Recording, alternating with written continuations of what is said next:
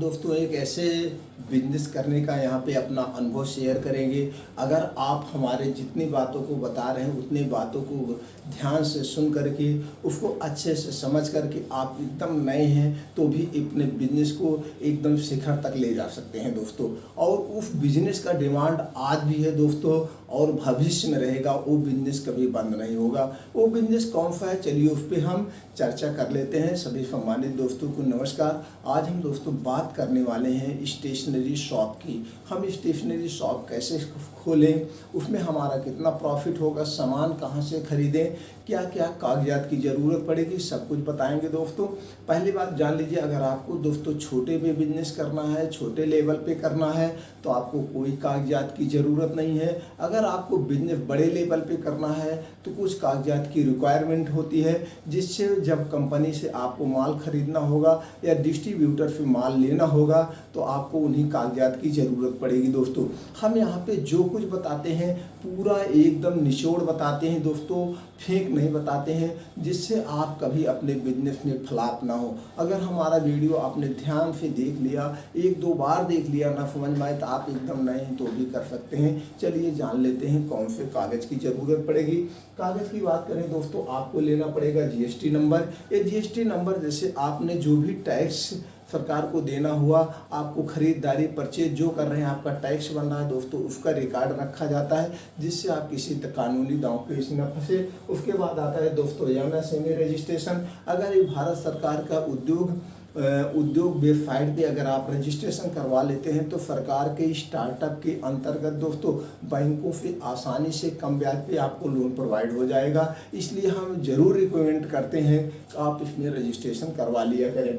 दूसरा है दोस्तों ट्रेड लाइसेंस। ये स्थानीय लोकलिटी लाइसेंस होता है दोस्तों, नगर निगम के अंतर्गत। ये कंपलसरी नहीं है, फिर भी जब आपकी दुकान बड़ी हो जाएगी, हाँ आपकी इस एरिया में दुकान है, इसके लिए रजिस्ट्रेशन करवाना पड़ता है।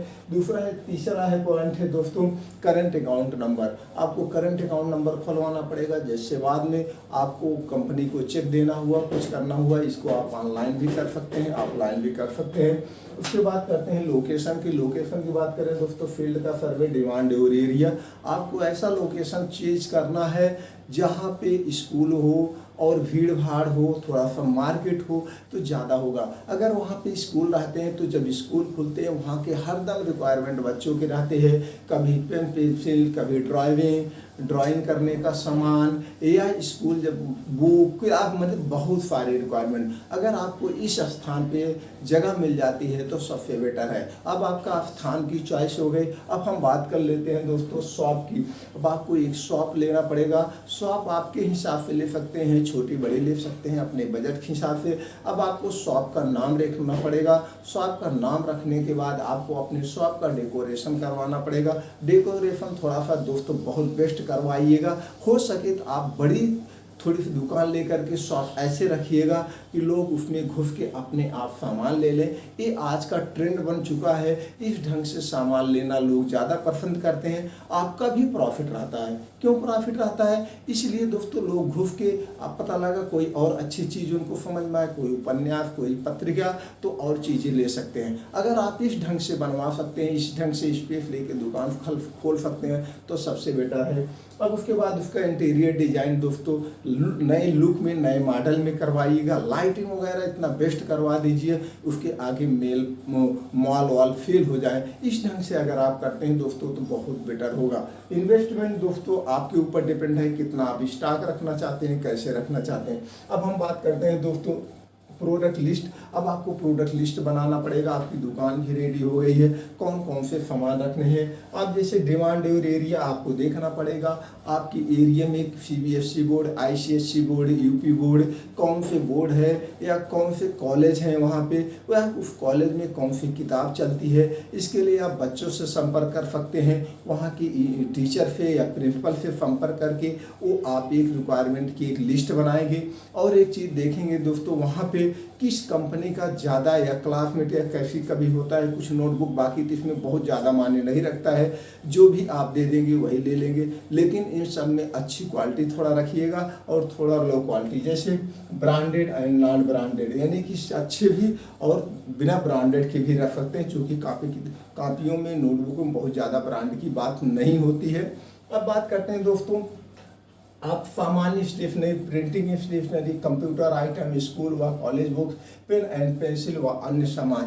अब ये आप डेली के जो यूज होते हैं, बच्चों जो ड्राइंग बनाते हैं उसके आपको रखना पड़ेगा। सब कुछ एक लिस्ट बना करके, आप पढ़े हैं या आपके घर में कोई बच्चा पढ़ रहा है तो आप जान रहे हैं कितना सामान यूज होती है, टोटल उसकी आप लिस्ट बना लेंगे। लिस्ट बनने के बाद दोस्तों, परचेज प्रोडक्ट, आपको सामान कहाँ से खरीदना है, इसके लिए आप डायरेक्ट पहले चलिए अपने डिस्ट्रिक्ट में हर एक डिस्ट्रिक्ट में दोस्तों एक एजेंसी होती है, होलसेलर होते हैं, वहाँ आप संपर्क करिए। वहाँ संपर्क करने के बाद एक दुकान पे नहीं, कई दुकानें होती हैं, हर एक दुकानों पे देखिए क्या रेट है, कैसे मिल रहा, रेट का कंपैरिजन करिए। रेट कंपैरिजन करने के बाद ही प्रोडक्ट को परचेज करिए। उसके बाद बात करते हैं राजधानी से, तो स्टेट से, हर एक स्टेट में दोस्तों जो राजधानी होती है, या एक राजधानी के लेवल का 4-5 डिस्ट्रिक्ट होते हैं दोस्तों हर एक स्टेट में।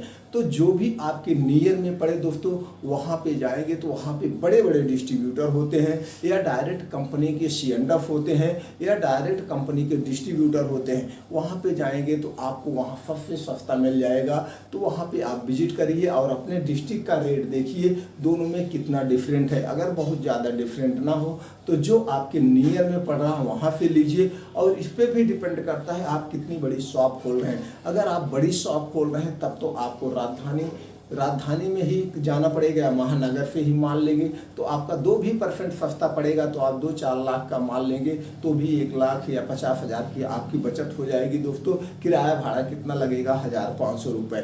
एक बार आप वहाँ विजिट कर लेंगे। विजिट करने के बाद आपको उनका कॉन्टैक्ट नंबर हो गया, फिर आप यहाँ से उनके अकाउंट में पैसे ट्रांसफ़र कर देंगे और माल आपके घर उपस्थित हो जाएगा। ये हो गया दोस्तों। अब हमने यहाँ पे लिखा है डायरेक्ट कंपनी के कैसे माल ले। डायरेक्ट कंपनी से माल लेने के लिए दोस्तों, जब आपकी दुकान ओपनिंग हो जाएगी, अभी डायरेक्ट कंपनियां आपको माल नहीं देती हैं, उनके भी कुछ टर्म कंडीशन हैं। वो टर्म कंडीशन देखते हैं, आपका कितना टर्नओवर है, आप कितने दिन से शॉप है, आपके पास GST नंबर है, ये सब रिक्वायरमेंट देखते हैं। तो आपकी शॉप जब दोस्तों पुरानी हो जाती है, 5-6 महीना हो जाता है और शॉप का आपका अच्छा होता है, तो हर एक कंपनी के सेल्समैन, एरिया मैनेजर नियुक्त होते हैं दोस्तों। वो मार्केट में अपने प्रोडक्ट को प्रमोट करने के लिए टहलते रहते हैं, खुद दुकानों पे संपर्क करते हैं।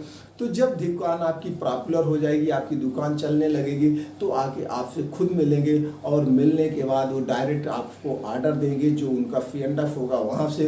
वो भी अपने टर्म कंडीशन बनाएंगे, इतना आप माल लेते हैं तितना % आपको इंसेंटिव मिलता है, ऐसे। तो उसके बाद क्या होता है, उसके बाद यही एक प्रॉफिट होता है दोस्तों कि वो हर एक कंपनी के कंप्यूटर यानी कि हर एक आइटम के आपकी कंपनी के पास सेल्समैन आ जाएंगे। आप उसमें तब आपका बजट भी कम लगता है। कैसे, जैसे उनका ऑर्डर आप दे दिए, उनका माल आ गया, आप अगले को पेमेंट करिए, अगले का माल आ गया, अगले को पेमेंट करिए। इसी हिसाब से एक रोटेशन बन जाता है, उसमें हमारी पूंजी नहीं लगती है, क्योंकि माल 1 हफ्ते 10 दिन 15 दिन बाद वो फिर कलेक्शन करने आते हैं। तो इस ढंग से डायरेक्ट कंपनी से आप माल ले सकते हैं दोस्तों। अब हम बात करते हैं शॉप एडवर्टाइजमेंट। आपकी दुकान ओपनिंग हो गई, आपके पास माल भी आ गया, अब आपकी दुकान का प्रचार भी होना चाहिए। तो दुकान को प्रचार करने के लिए calendar, pamphlet, newspaper, social media, holding and shop opening दोस्तों। अब आप अपनी दुकान का कैलेंडर छपवा के डिस्ट्रीब्यूट कर सकते हैं, पम्पलेट एरिया में बंटवा सकते हैं दोस्तों।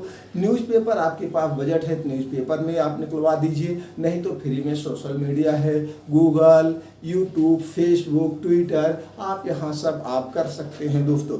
उसके बाद दोस्तों होल्डिंग भी आप अपने एरिया में, स्कूल के आसपास, गली मोहल्ले में लगवा सकते हैं। और सबसे जो इम्पोर्टेंट चीज़ होता है दोस्तों, जिस दिन आपकी दुकान की ओपनिंग हो उस दिन आप ज़्यादा ध्यान दीजिए। आप अपने आसपास के लोगों को ही नहीं, आप अपने जानने वाले लोगों को ही नहीं, आप दोस्तों पूरे एरिया के स्कूल जो हैं उनके मास्टर, प्रिंसिपल को इनवाइट करिए, एरिया के लोगों को इनवाइट करिए, सम्मानित लोगों को इनवाइट करिए। उस दिन कुछ पैसे खर्च कर दीजिए। अगर आप ऐसा कर देते हैं तो आप उसी दिन आपकी दुकान पॉपुलर हो जाएगी। और आने के बाद कुछ ऐसा घोषणा करिए कि कोई मेरे यहाँ से पूरा साल का नोटबुक या या कॉपियाँ कुछ लेता है तो मैं इतना % डिस्काउंट दूंगा और मैं आपके इस एरिया का सस्ती दुकान है, सस्ते सस्ता माल दूंगा, मैं डिस्ट्रिक्ट लेवल पे यहाँ पे रेट लगाऊंगा। ऐसा कुछ आप अनाउंस कर देंगे तो जितने लोग आपकी ओपनिंग में आए रहेंगे दोस्तों वो आपके ग्राहक बन जाएंगे और आप यही ही करेंगे दोस्तों।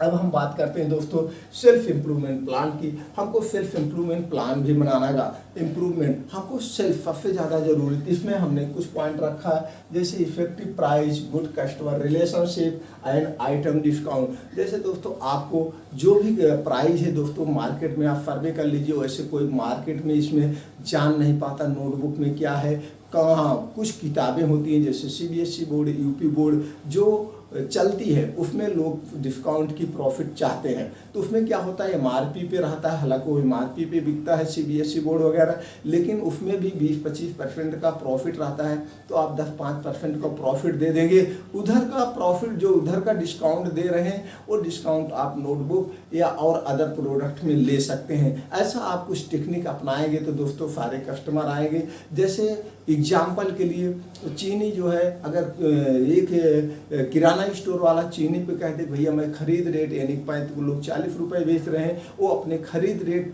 35 रुपये पे बेचने लगे तो वो देख करके कस्टमर आएगा और एक सामान के बजाय 4 सामान लेगा।